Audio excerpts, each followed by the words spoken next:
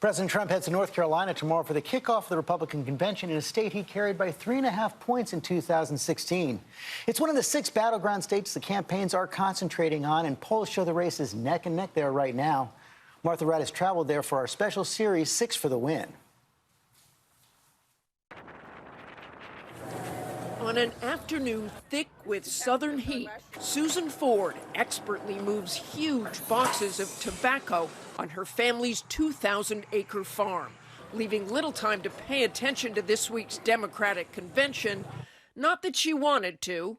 To me, it looks like the Democrats are really trying to push socialism in America. I'm not a big fan of that. Religion, her children's future, and farming are at the heart of Ford's solid support for Donald Trump.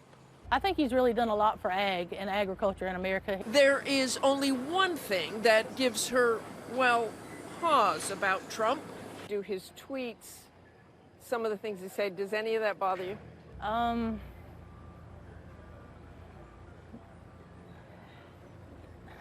To an extent, it does, I'll have to say, but you know, he really doesn't have much support up there in Washington to back him up. Rural voters like Ford helped Trump carry this state in 2016. North Carolina very much reflects the urban-rural divide that is playing out in the country as a whole. CATAWBA College politics professor Michael BITZER says what should concern Trump now is those suburban areas.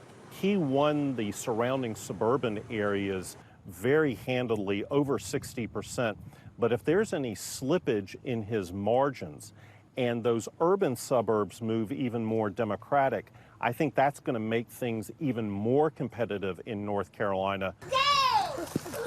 Cassandra Brooks, a daycare center owner south of Raleigh, is part of that slippage. You voted for Donald Trump in 2016. I did. I voted for Donald Trump in 2016 because I felt like he was a business owner. Since COVID-19 hit in March, nearly 1.25 million have filed for unemployment in North Carolina, and more than 150,000 residents have tested positive. We lost lots of income. We did lose some staff because they were afraid to work in these conditions. If the economy improved in the next couple of months, and you heard some things from Donald Trump that sounded hopeful, or on the job front, or on helping people out on unemployment, and COVID's numbers started going down, would you then consider voting for Donald Trump again? I would never vote for Donald Trump again, ever in my life. If my life depended on it, I wouldn't. North of Raleigh is a man caught in between. Have you always voted Republican? I have, yep. And this year, undecided? Yep, right now I am. That's right. Ross Turnmire is the type of suburban voter Trump needs to keep and Biden needs to court. I think a lot of people would look at you and go, how can you be undecided at this point? You've got Donald Trump, who's been president for 4 years. Sure. You've got Joe Biden, who's been around for a whole lot of time. That's right. So what is it?